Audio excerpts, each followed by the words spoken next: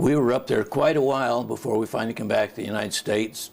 And then in 1943, we were, sometime in early 43, I guess, we went down into the South Pacific, and we would go out and bombard the different places where the Japanese were on islands, and also in Guadalcanal and that place, those places around there.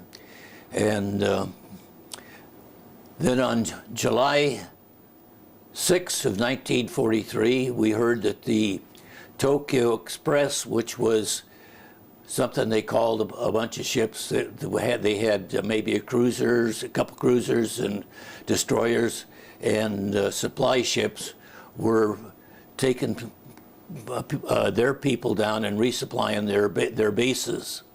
So we got underway looking for them, and they found us.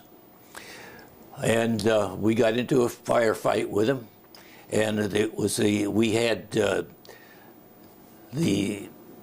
our sister ship, the Helena, CL-50, the Honolulu, CL-48, and the St. Louis, CL-49, were all in the cruising out there, and we with some destroyers, and we engaged the Japanese, and they engaged us with firefighting, and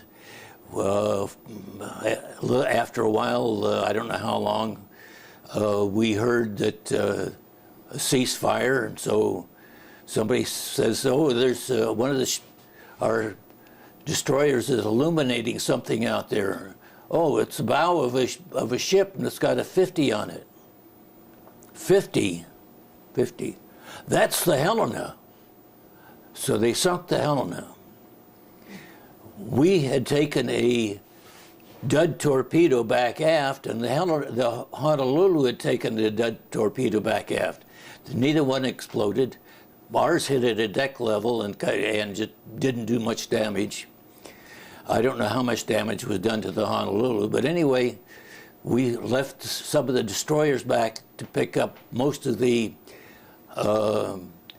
men that were from the Helena, to as many as they could find, and I think the next morning they found some of them over on an island there, and they picked them up. But we went back to our anchorage, and then we'd get underway and go out and bombard the islands and so forth, and come back again. And on July 13th, we heard the Tokyo Express was out again, so we went out looking for him in about the same time, and it was about midnight that we engaged them and they engaged us, and there was a New Zealand cruiser took the Helena's place, and I can't remember the name of it right now, and we were all out there in formation and firing at the Japanese, and the Japanese were firing at us, and finally we had a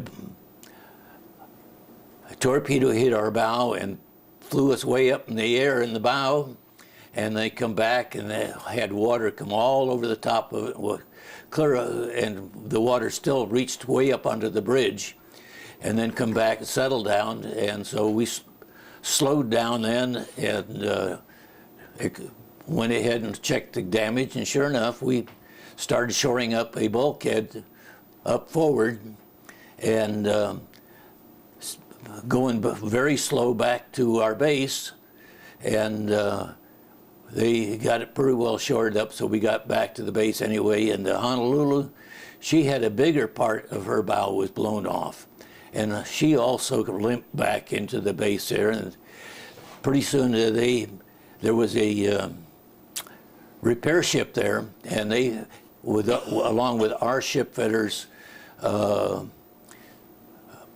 put a partial bow on it so that we could get back to the States, and it took us about a month, I guess, to get back to the United States. And the Honolulu, because she was named the Honolulu, she didn't get back to the States, and that crew was kind of unhappy. They went to Hawaii to have a new bow put on.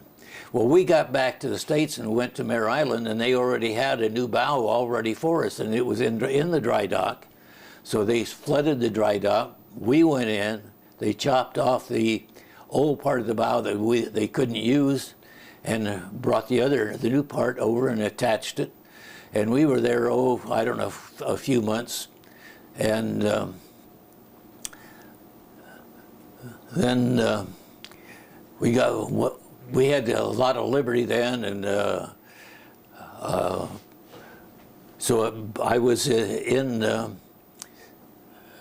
near my home all the time at Mare Island, so I'd be home quite often, go home, and I'd see my wife, and I was waiting for her to grow up. And so anyway, the ship got underway and went back down to the South Pacific again, and we were down there for a little while, and the first part of December of 1943, they come around and they said, "John, I'm tired. We're transferring you to new construction." So there was a few of us there, and by that time I was a second-class ship fitter.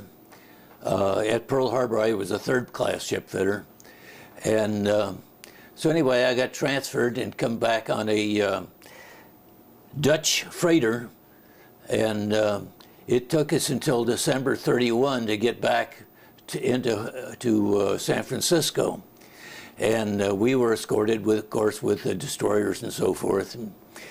And so anyway, I was sent, we thought we would be sent to Treasure Island, to the receiving station there, but they probably were pretty well filled up, so they sent us out to Camp Shoemaker, which very few people heard of, and it was right down here off of, by Camp Parks.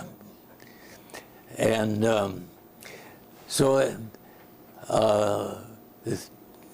we had a brand new ensign was assigned to us, and he started getting all the liberty he could for us. He'd come and he'd say, "Okay, I've got 48 hours liberty for you. Be sure you guys come back." We'd come back and we'd have a sleep overnight and get up the next morning, and he'd say, "Okay, I got 72 hours for you this time." And so we took off and come back, and he says, "Oh, I got more liberty for you." And finally one day he says,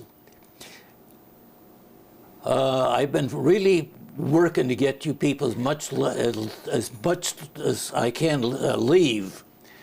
I've got a lot of you 30-day leave, but some of you I couldn't. But I would like to know, for my own benefit, all of you people who have had a ship shot out from you, take one step forward." So everybody looked from one side to the other. "Come on, don't be bashful. Take a step forward." Nobody moved. He said, "All right, everybody who hasn't had a ship shot out from me, take one step back." So we all took one step back. He said, "I must have the wrong information." He says, "Weren't you people casualty unit?" We says, "No, we were casual unit." He says, "I had the wrong information, but I've been trying to get as much for you as I can." "Okay, I've got orders for some of you." And he called out names, and some of the sailors went to different ships and so forth, and they called out a few of us that went to the USS Hope, a hospital ship. It was an Army hospital ship. It was still being built. It had just been launched, so it had a lot of work to do. And it wasn't until something like I say, we came back in December of 1943, and it wasn't until about August or September that the hospital ship was finished, so we got underway. We were down in San Pedro area all that time getting liberty every day and wondering what to do with ourselves. We didn't have a lot of money, and I did get on some prison chasing details where we would have guys that were AWOL and so forth that they caught and they'd bring back, and then we'd take them up to Mare Island, or we'd go to Mare Island, pick up some sailors and Marines and take them someplace else, and everything. And when I did that, I would be able to get off and go home and talk to my family. And one time I was up there, and they told me that the train would be coming in at a certain time to meet it. And I was there at the Martinez Depot waiting for the train, and when it came in, the conductor come out and he says, "Were you with such a group?" Yeah. He says, "Well, they told me to tell you that they won't be here until tomorrow at such and such a time." So I hitchhiked home, and on the way home, I bought a little ducky, brand new duck, took it home, took it to her. And so I guess the duck grew up. I don't know if it flew away or not, but so anyway, I went back down, and finally the ship got underway, and we went out to the South Pacific, and we would pick up patients at various places, and every night we would be out there lit up like a Christmas tree. We had spotlights on the side of us illuminating the big red crosses, and we had movies every night on the fantail, and we would just go all around. We were up in the Philippines and up around Lady, and then we went back down around. Well, while we were in Lady, around that area, one of our sister ships, the Japanese, didn't honor this one Japanese pilot didn't honor the Geneva Convention or whatever it was, and they